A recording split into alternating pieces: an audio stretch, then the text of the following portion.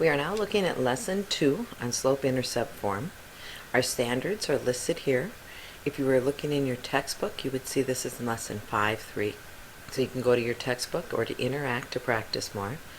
Here are the I can statements we're looking at. I can identify the parent function, f of x is x. I can identify the slope-intercept form, where f of x equals mx plus b. I can write equations in slope-intercept form. I can rewrite them in slope-intercept form, and I can graph a line in slope-intercept form and use the graph to show where the y and y-intercept and slope are. So if we are taking a look at this as we begin, it says a blank is a point where the graph of a function intersects the axis on the coordinate plane. That is this point here and this point here, often called the, if we are looking at that, the y-intercept.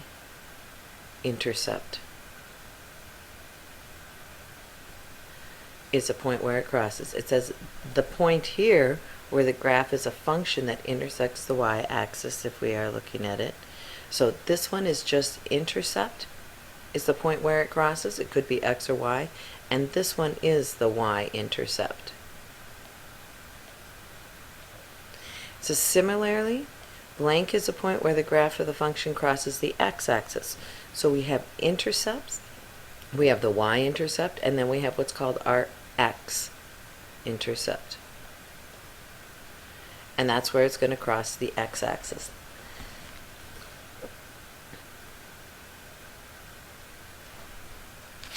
As we take a look, we're going to look in our notes. A lot of this is vocabulary that you just need to be aware of and know. So a family of functions is a group of functions that have a common characteristic. In this unit, we'll be studying families of functions known as linear functions. The common characteristic is that they are straight lines. A parent function is the simplest form of that family, y equals x. A linear equation is an equation that models a linear function. In the linear equation, the variables cannot be raised to a power other than 1. So this is where you often see our equations y equals the mx plus b. Graph of a linear function contains all ordered pairs that are solutions to that. So sometimes we only plot the nice points like here and here, but every single one of these points, fraction or decimal, is a point on that line.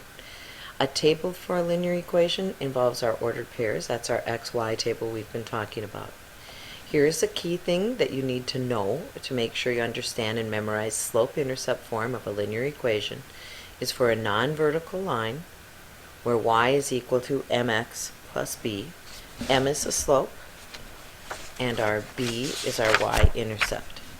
So those are key things. Also with the y-intercept, I'd like you to write down it is always the ordered pair 0b. When we go to start graphing, this is going to be our start point, always our start point. So it says, first, can you identify the slope and y-intercept in a given equation? Now it's always nice when they give you this form y equals 5x minus 2. Remember our general form of our equation, y equals mx plus b, so the slope in this case is 5. I want you to be sure you understand that the slope is only the number. It is not the x. Slope is a ratio of rise to run. No x. Rise to run. So it is simply a number. You cannot have the x with it. That's one of the most common mistakes I'll have students do. The y-intercept, remember it's always plus b, so we got to change that to plus a negative, -2. So what you are asked to do right now, I'm going to do the first one, is identify the slope and y-intercept. Now you cannot identify it unless your equation is y equals. So it kind of goes back to literal equations earlier this year. You have to have the y by itself, especially in this last one, before you can identify. In the first one, we look at our equation. We're going to just rewrite it. M, or slope, is equal to 3. B, the y-intercept, is a positive 2. If you'd pause the video right now and please try the next two on your own, and then you will see those done when you turn the video on. Hopefully you got the second one okay. This last one, when you add that 4, we want to always try and keep our x term first and then the plus 4. So in this case, m is equal to 2 and b is equal to 4. Key thing to remember, slope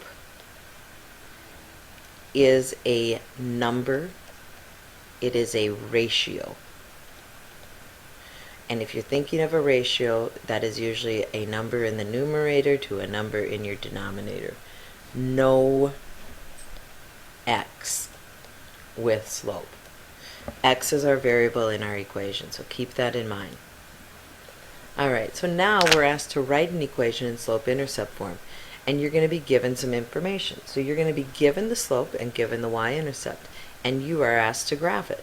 So key thing, we're always going to start with the y equals, and what you're really trying to fill in, and this is going to be a key thing for all of our equations, is you're just trying to put in these two things. So we start with y equals, it says slope is 5, we put in 5x plus intercept 2. Next one, slope is 1/4, y-intercept -6. Here's my general form of an equation. Y equals 1/4 x plus -6. Could you simplify that and say y equals 1/4 x minus 6? Definitely. As we look at that last equation, again, y equals, we plug in our slope, 0.75x, plus our y-intercept, 2.5. What about writing equations from a graph? Well, when you look at equations from a graph, first thing you want to identify is what is your slope. Now, we can pick 2 points and calculate the slope, but if you're given a graph, you should be thinking rise over run. And you want to pick 2 nice points. So at this point, if you can always pick a point on the y-intercept, do that. So we have this point. This is not a nice point, but here's another nice point called our x-intercept. And if I look at those 2 points, it looks like that pattern continues. So when that pattern continues, I'm going to say the rise, since I'm going up, is a +2. The run going across is a +1. So if I'm looking at that, my rise is going to be a +1. And I'm going to say that my slope is 2/1, or simply 2. The y-intercept, that's nice. We kind of identified that already. That was this point right here where it crossed the y-axis. It is located at the point 0, and in this case, -2. So we now can write our equation. Y is equal to, and we're going to fill in the 2x, and it's actually -2, +2 for our slope, plus -2. It's your turn to try and do it for this next one. Again, think of those key points if you can. Pick a few points. First, find the slope. Then find your y-intercept, b. Think of it as an ordered pair. And then you are writing your equation. As you write the equation, the only thing that's different is you are not going to have the m and the b. You are going to have numbers there. So pause this and try it, and then turn it back on and you'll see the solution. You can see I put the rise and I went down 1 and across 1. So the going down is negative, going to the right is positive. I put my y-intercept at 0, 2. Y equals -1x plus 2 is my equation. Now we're asked to write an equation given 2 points. Now this is getting a little more complicated. You got to go back to finding your slope of your points. So remember, when we find slope and we're not given a graph, we definitely, as we start this section out, have to take our y2 minus y1 over x2 minus x1. So again, if it helps you as you look at your points to identify them and put x1, y1, x2, y2, so you know where your points are. Okay, so when we find our slope, we are going to take our -8 minus 1, and our second y point, or our second x point, x2, is 5 minus 2. So -8, that's like plus a -1, gives us -9. 5 minus 2 gives us 3. -9 over 3 gives us a -3. It says now we're going to use the slope and one of our ordered pairs. If you look at this one, as we look at our ordered pair, we are using the point 2, 1, okay? And we're going to try and find b. Now, keep in mind, this is your x, this is your y. So first thing you want to do, I want to see after you found the slope, I need this on your paper. So you've just found the slope to be -3. We're not close to our answer yet. We now substitute in what was our y point. Our y was a +1. We now put our slope in, -3. Our b was a +2. So 1 is going to be equal to, and if we multiply this, and they didn't show this work, you might need to do this, 1 equals -6 plus b. You would then add 6 to both sides, and our b value should be 7. So if b is equal to 7, that means we now have our point back here, and our final answer in this case is going to be y equals -3, remember that was our slope originally, x plus 7. I want you to try this next one. I'm going to kind of walk you through it. What I'd like you to do is I'm going to kind of walk you through it, but pause the video and try it on your own. And then as you listen to me doing it, maybe you're going to be able to do some of that too. Alright, so key thing to keep in mind, this is what your answer has to look like at the end. And when you do your homework questions, I would write the 2 points down. I would put your x1, y1, x2, y2. This is a multi-step question that you're doing to get the equation. This is your answer. So keep in mind at the end, this is what you need to have for your answer. So the first thing you are going to do, number 1, we need to find the slope. M equals. Write your equation, y2 minus y1. Some of you still are getting mixed up for some reason, and you think the x's go in the numerator, so please put both variables down.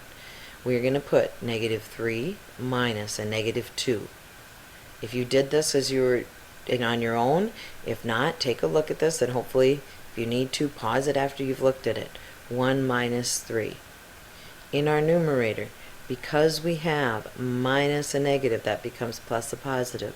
We now get -1 in our numerator. In our denominator, -1 or 1 plus a -3 gives us a -2. Negative divided by negative is a +1/2. Can I now fill that in? Yes. First part of my answer is y equals 1/2 x plus.